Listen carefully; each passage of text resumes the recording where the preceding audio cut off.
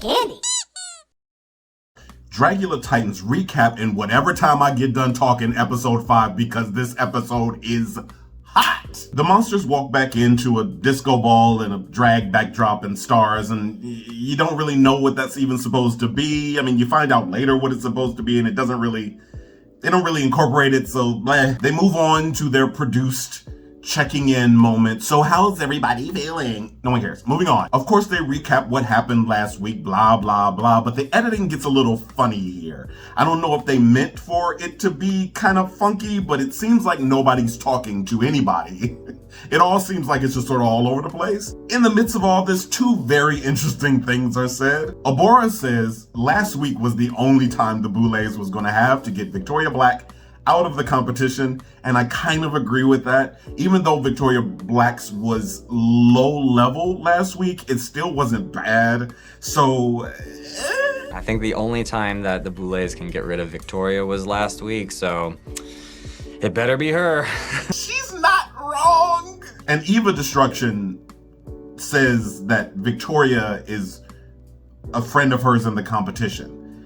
Coco is shocked. Vicky, like, she's one of my friends in this competition, obviously, but like the competitor in me. I don't know that I'm shocked, but I don't know if that's a storyline we have even been privy to. Victoria's back, moving on. So on the main stage, they find out they have a 2-part challenge. One part is the prom challenge. They have to look like basic bitches, I guess, to go to prom. In other words, they have to look just regular pretty. And then the second part is the prom is being attacked by zombies, so they have to transform that basic bitch look into being a zombie. This is probably the most interesting and one of the better challenges. From what I understand, like, I don't remember a lot of this, but season 1 had both challenges split up. It had a zombie challenge and it had a basic bitch challenge. They incorporate both, and this is actually a really good idea. I actually got really excited for this challenge. It's simple but effective. This week's fright feat is they have to eat pig brains. I mean, they're going back to season 1 on a lot of this. Eating pig brains, to me, it's easy. I don't know that that's something that would send me home, because they also bring up the thing that I've been talking about for the past 3 weeks, is when are they going to start incorporating, if you do not complete or do not do the challenge, the fright feat, you will be sent home and another person will come back. That's what I finally wanted to hear, because they said it once in the first episode and they have not said it again up until episode 5. It's very bizarre that that's something that has slipped through the cracks in the production. But here we are. We also learned that the fastest person to eat gets immunity this week.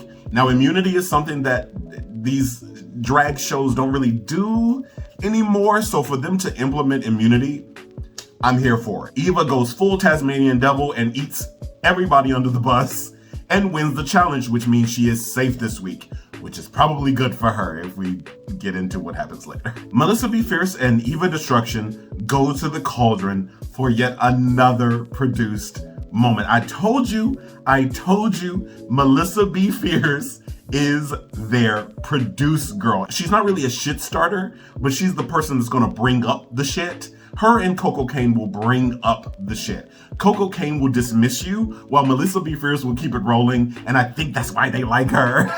They go into the cauldron and talk again about this Hoso Astrid. Oh my God, it's so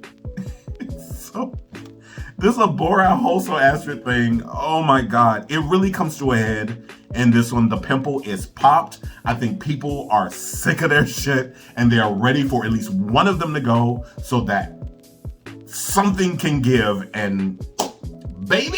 So during all this, the girls play a little game where they're inviting each other to the prom. Well, the numbers are odd, so Abora does not get asked. Abora doesn't seem to care. Now why am I in it? And you could have did it. See how I get wrong because you never apologized. Hoso very much cares, and let me tell you why. Hoso never had a prom because where she grew up, somewhere in Japan, I'm assuming, they don't do proms. And this is something that I learned a long time ago, but they don't have prom at their high schools. So, or their schools, period. They don't do prom.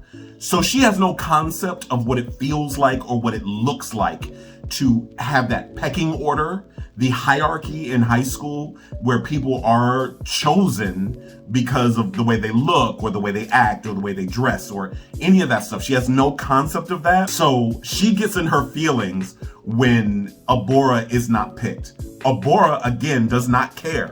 Hoso cares because empath, I guess. And she starts the whole thing over again.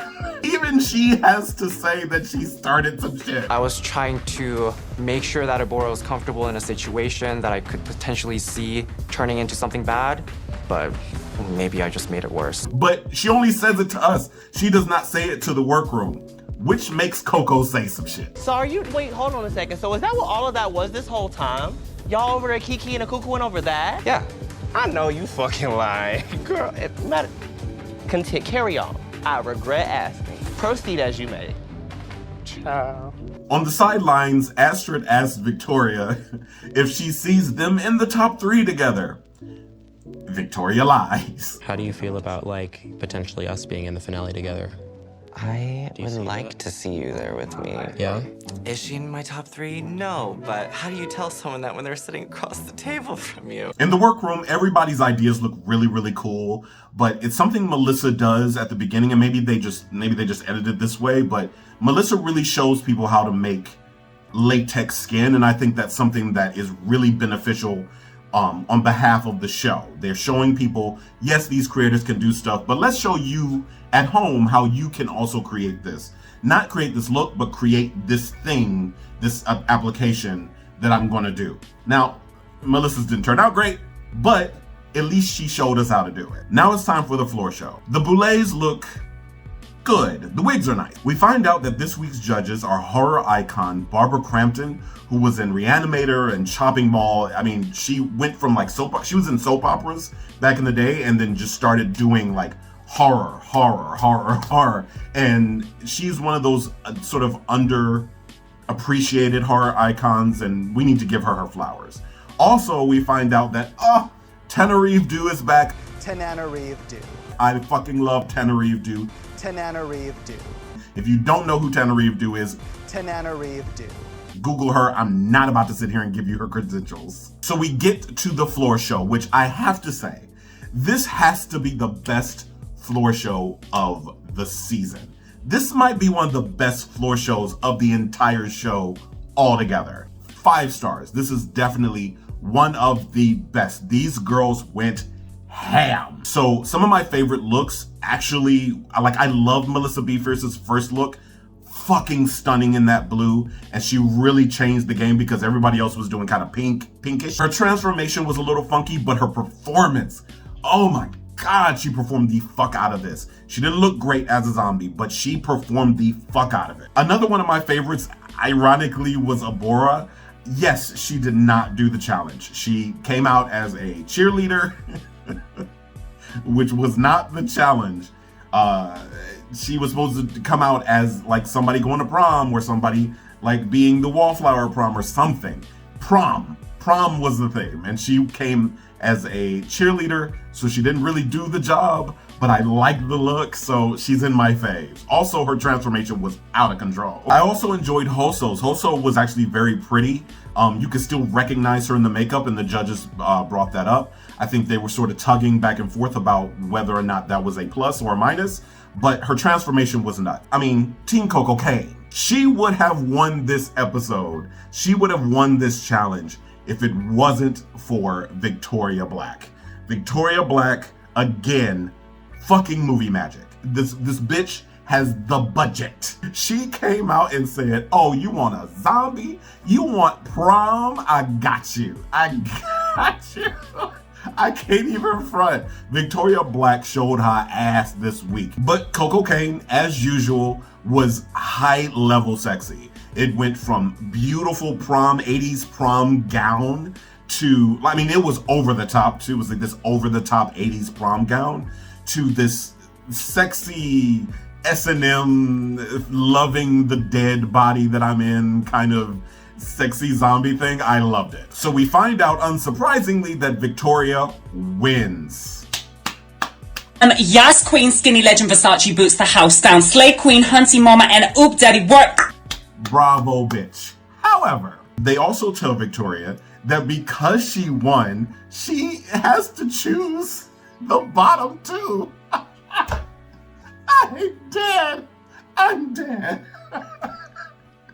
This is the greatest season of Dragula ever. This is peak Dragula. I really don't know how they're gonna top this season. While Victoria is making her decision in the back, the other monsters are trying to convince her why they should stay. And Coco Kane reminds us why she is that bitch. Without track records, without even pleading, I'd like to think it's very obvious why I wish to be here, why I will continue to be here. Whoa, that was really cool. After all this, Victoria chooses Abora and Astrid. Rightfully so.